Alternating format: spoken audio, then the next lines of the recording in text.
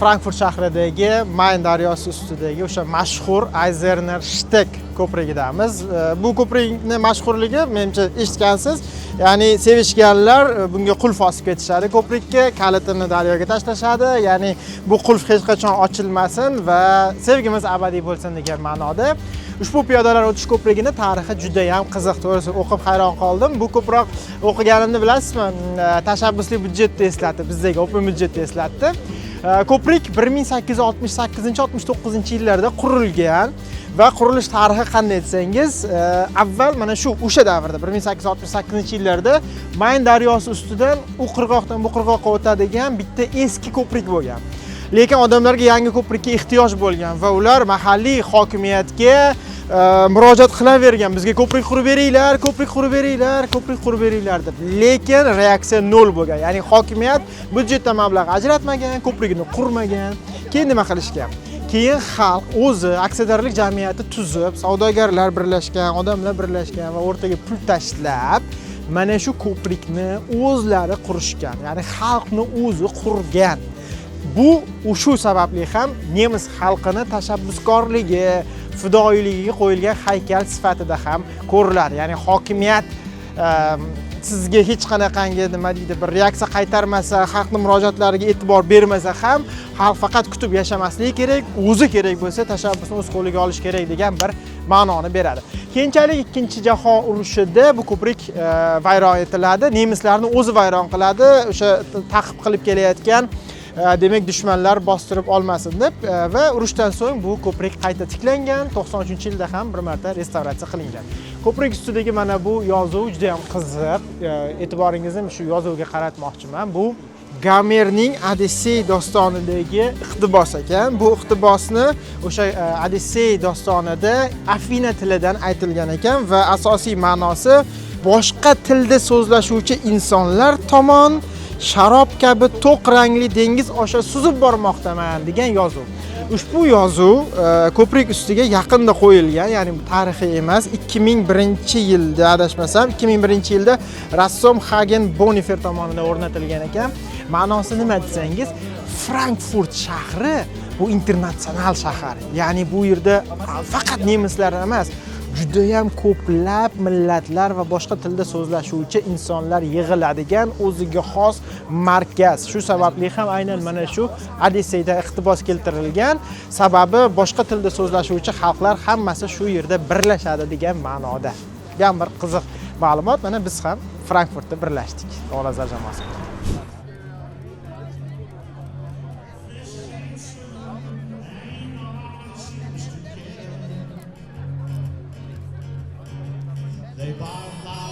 Diqqatingizni mana bu uchta uchburchak tomli binoga qaratmoqchiman. Bu shahar hokimiyati, shahar meriyasi. Va bunga 600 yil bo'ldi. Ya'ni 600 yildan buyon bu shahar hokimiyati binosi bo'lib kelmoqda. 1405-yilda Frankfurt shahar kengashi o'zi ma'muriyat uchun yangi bino qurishdan fikridan voz kechgan va mana shu 3 ta binoni sotib olgan. Bu zodagonlari boylarning binosi bo'lgan, shuni sotib olgan, uchalasini birlashtirgan va hokimiyat binosiga aylantirgan. Mana shu 600 yildan buyon endi eng menimcha qadimiy shahar hokimiyatlaridan biri va qiziq tomoni futbolga oid joyi bor. Bu maydonda futbol muxlislari yig'iladi. Masalan, Eintracht futbol jamoasini va Germaniya terma jamoasini mana bu bayroqlarning ustidagi balkonda futbolchilar chiqadida muxlislarga o'sha masalan chempion bo'lgan bo'lsa ko'rsatadi. Agar O'zbekiston terma jamoasi joriy yilda jahon chempioni bo'ladigan bo'lsa, qayerda mana shunday qilib jahon chempionligini nishonlashimiz mumkin? Variantlarni izohlarda yozib qoldiringlar. Qayerda? Mana shu balkonga chiqishadi bizning futbolchilar, kubok ko'rsatishadi va biz pastda nishonlaymiz. Qayer? Lokatsiya tashlab ketinglar. Berlin o'lgudek zerikarli shahar.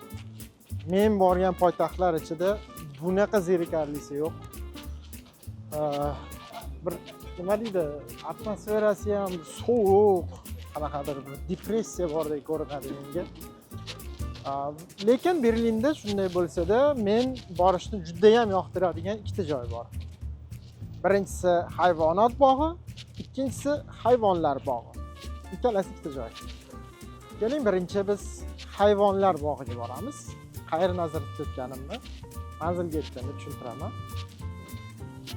Eng avvalo biz u yerga borishimiz uchun samokat, elektrosamokat topishimiz kerak. Chunki Berlin men sevadigan shahar, qaysi ma'nodaki samokatda yurish bo'yicha. Ya'ni elektr samokatlarda yurish bu yerda juda ham mazza. Hattoki 2-3 kunlab tinimsiz butun shaharni samokatda kezib chiqqan paytlarim ham bo'lgan. Va hozir istalgan ko'chada to'xtatib ketilgan biror samokatni topamiz va o'sha transport orqali 4 kilometr ko'rsatyapti manzilimiz, o'sha yergacha yetib olamiz.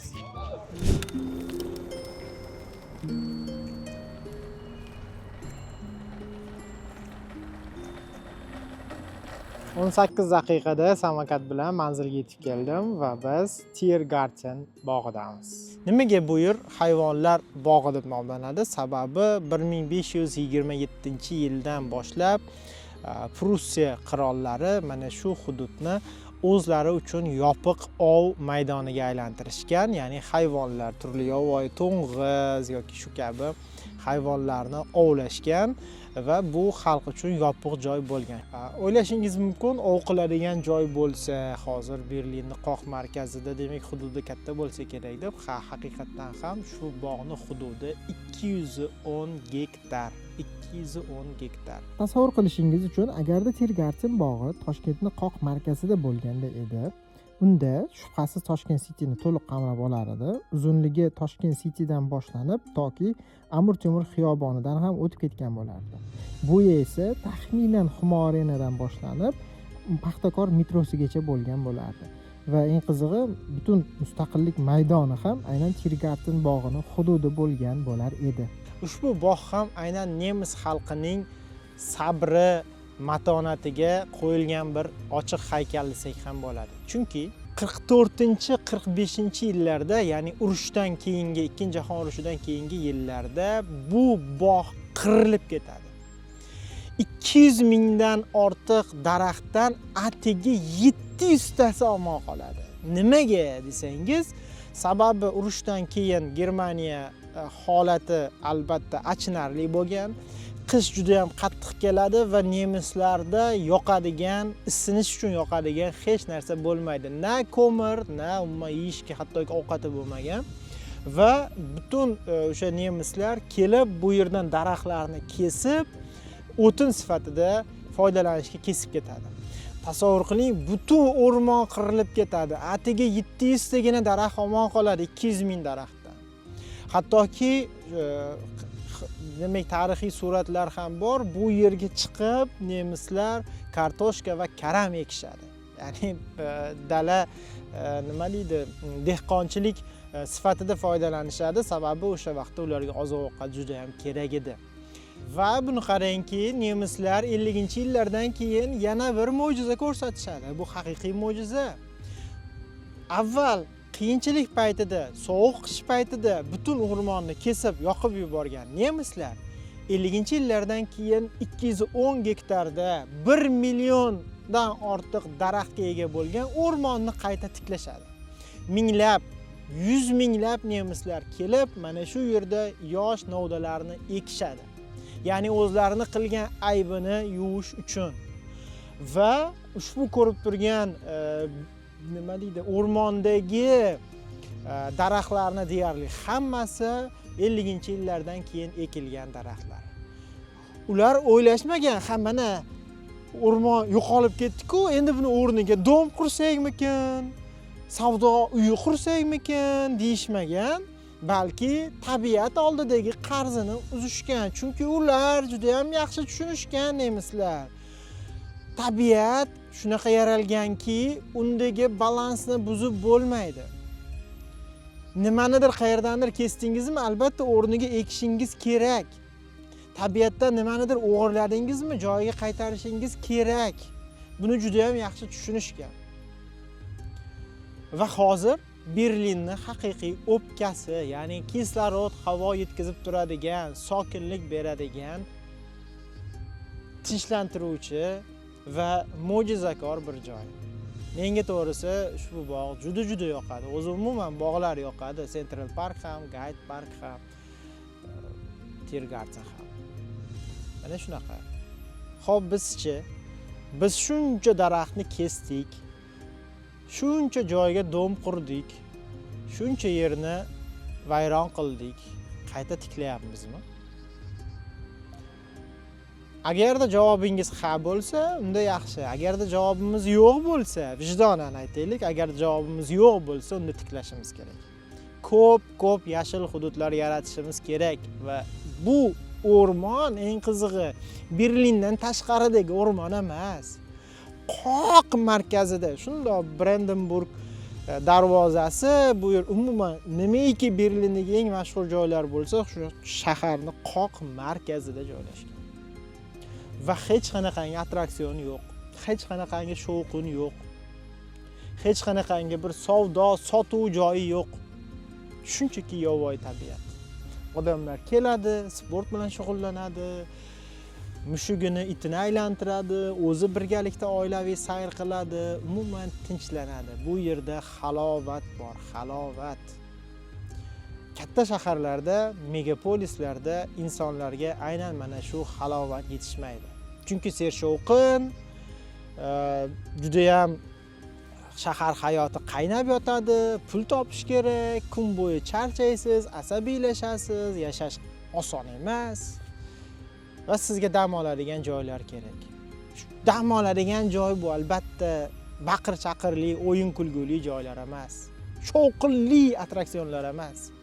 Shunchaki tinchlanadigan, siz va tabiat yolg'iz qoladigan joylar kerak. Toshkentda ham, nafaqat Toshkentda, o'zi faqat Toshkent haqida gapiradigan bo'lib qoldik. Umuman hududlarda mana shunaqangi bog'larni ko'paytirishimiz kerak. Butun O'zbekistonda. Bog'lar qancha ko'p bo'lsa, shuncha yaxshi.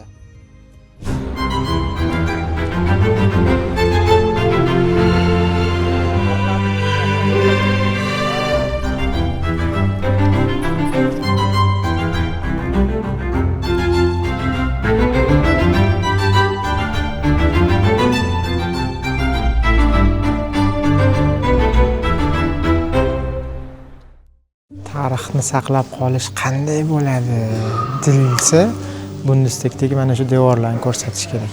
Bu mana tarixni saqlash haqiqiy misoli va tolerantlikning haqiqiy misoli. 45-yil may oyida Berlinga kelishganda Sovet armiyasi mana shu yerda askarlar tomonidan devorga har xil yozuvlar yozib ketilgan. Masalan, Toshkent degan yozuvni ko'rib turibmiz. Здесь решил, shunaqa deb yozilgan. Shines nima? Nima muhim? Xullas, aytmoqchimanki, mana shu Sovet armiyasi askarlari yozib ketgan devordagi yozuvlarning bir qismini, hammasini emas, 90-yillarda bu Bundestag qayta demak rekonstruksiya qilinganda atayin qoldirishgan. Mana qarang, hozir mana Sovet deman, nemis deputatlari Germaniya parlamenti shu yerda ishlaydi va devorda mana shu yozuvlar turibdi. Bu urushning dahshatini eslatib turish uchun doimo va tarixga nisbatan hurmat, ya'ni bu yaxshimi yomonmi, bu ularning tarixi va buni saqlash kerak degan bir messej bor, bir ramziy ma'no bor. O'rganishimiz kerak biz ham tarixni aslicha saqlab qolish kerak, ibrat oladigan joylari bilan birga. Bundestagdagi bu joylar fransuz rassomi Kristian Baltanskiy tomonidan haykaltarosh rassom o'rnatilgan installyatsiya ekan. Bu har bir demak 19-yildan 1919-yil, ya'ni Weimar Respublikasidan toki 1999-yilgacha, ya'ni Reichstag binosi yangi qayta ishga tushirilib to ko'chib kelgungacha bo'lgan davrda demokratik yo'l bilan saylangan har bir deputatga qo'yilgan shunaqa bir installyatsiya. Bu yerda oddiy bo'sh quti, lekin xuddi arxiv nima deydi, arxiv dagi qutilarga o'xshaydi. Ichida hech narsa yo'q, lekin har birini ismi, qaysi partiyadan saylangani va qaysi yillarda deputatlik qilgani yozilgan. Mana bunday qora demak qora yozuvlar esa natsistlar tomonidan qatag'on qilingan deputatlar ekan. Shu haqda ma'lumot berilgan, ya'ni mana bu aytaylik 45-yil 15-fevral, 44-yil 24-avgust umuman keyinchalik natsistlar tomonidan qatag'on qilingan deputatlarga mana shunaqa belgi qo'yilgan va mana bu yerda Angela Merkel, ya'ni mashhur kansler Angela Merkelni ham qutichasi bor, hozir ko'rsataman. Mana Angela Merkel 90-99-yillarda deputatlikka saylangani haqida quti ham bor ekan va mana bu qutini adashmasam natsistlar deyishdi, qora. Bu natsistlar belgisi ekan, xullas mana shunaqa qora belgi qilib qo'yishgan. Bu tarixiy Reichstag binosi va mana shu Reichstag binosini oldidan Berlin devori o'tgan ekan. Hozir bu devor albatta yo'q va mana bu ikkita bino keyinchalik birlashtirilgan ekan.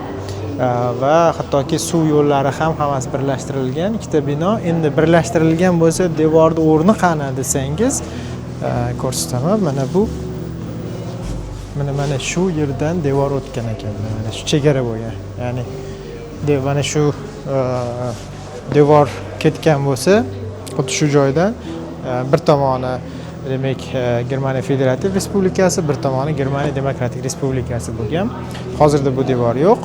Binolarni ham birlashtirib yuborishgan, lekin tarixi uchun mana shu bino devorni o'rnini saqlab qolishgan, ya'ni bir ma'lum bir ko'rinishda tasavvur qilishingiz uchun. Bundestag binosidagi kutubxona masu arxivdagi joy ekanda, qarang, zo'r joyi. Stenogrammalar, kitoblari bor ekan. Hammasi bular stenogrammalar. Yig'ilishlarda kim nima degani, qaysi deputat qaysi qonun loyihasida nima fikrini aytdi, qaysi partiya qanaqa pozitsiyada bo'ldi, hammasi nuqta virguligacha yozilgan. Ya'ni aytayaptiki, video bor, to'g'ri, audio ham bor, lekin qonun bo'yicha biz buni qog'ozlashtiramiz, protokollashtiramiz deyapti. Juda ham zo'r. Ochsangiz, qaysi yilida fraksiyalar yig'ilishlarida nima deganini, demak, alakalar misol uchun falonchi mana bunaqa deb aytdi, pistonchi bunaqa dedi degan har bir nuqta virguli mana shuni stenogrammalar kitobiga muhrlanar ekan. 1949-yildan boshlangan Konrad Adenauer o'sha hokimiyatga kelgandan keyin o'sha 49-yildan boshlab hozirgi kungacha butun parlament faoliyatidagi muhokamalarni mana shu stenogrammalar orqali ham ko'rib olsak bo'ladi-da. Ya'ni kim nima tomonda bo'lganini, qaysi deputatni. Bizga ham juda ham kerak ekan bu narsa. Bor, balki bordir, biz bilmasmiz. Bu o'sha Bundestag tomi. Bu yerdan tomosha qilsa bo'ladi. Eng tepadan butun shahar ko'rinadi. Zo'r o'ylangan. Ya'ni kirishda alohida boshqa joyda aylanib chiqasiz. Tushishda, ya'ni chiqishda boshqa, tushishda boshqa. Shunda chiqayotgan va tushayotgan odamlar bir-biri bilan urilib ketmaydi. Umuman boshqa yo'ldan aylanib chiqadigan qilib qo'yishgan. Zo'r o'ylangan yechim bu. Bu Bundestagni o'ziga xos fishkasi, juda dunyoga mashhur qilgan jihati, ya'ni mana shunday shaffof gumbaz orqali yuqoridan turib istalgan insonlar parlament nimani muhokama qilayotganini, ya'ni parlament yig'ilishlarini tomosha qilishi mumkin bo'ladi, ko'rish mumkin. Buni sabablari ko'p. Eng avval albatta shaffoflik deyishadi. Germaniya parlamenti shaffof ishlaydi. Mana marhamat, biz ochiqmiz deyishadi. Bu birinchisi. Ikkinchi yana bir ramziy ma'nosi bor. Buni bizni olib yurgan gid ham ta'kidladi, avval ham eshitgan edim. Ya'ni bundan majoziy ma'no shundaki, xalq, ya'ni soliq to'lovchilar, mana shu parlamentdagi deputatlarni saylagan saylovchilar bu parlamentdan ustun, yuqorida turadi ular degan bir ma'no bor. Shuning uchun xalq bemalol biz tepadamiz hozir. Tepada turib, pastda deputatlar ishini, biz saylagan deputatlar ishini ko'ra olishimiz mumkin bo'ladi. Biz emas endi. Germaniyalik saylovchilar saylagan. Mana shunaqa ramziy ma'nosi bor. Xalqni ulug'laydigan bir o'ziga xos arxitektura yechimini qilishgan qoyil. Har doim hamma joyda ham albatta shunaqa bo'lishi kerak. Ya'ni xalq yuqorida bo'lishi kerak parlamentdan. Izohlarda yozib qoldiring. Bizda ham shunaqami? Xalq parlamentdan tepada turadimi yoki yo'q?